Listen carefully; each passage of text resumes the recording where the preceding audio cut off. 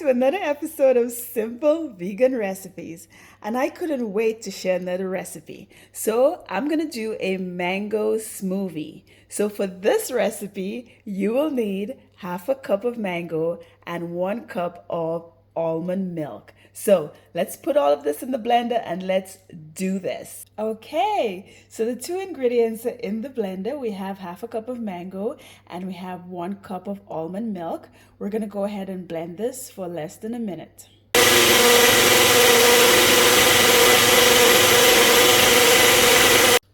Okay, so we're all done with our mango smoothie. If you like the video, give it a thumbs up and please share the video.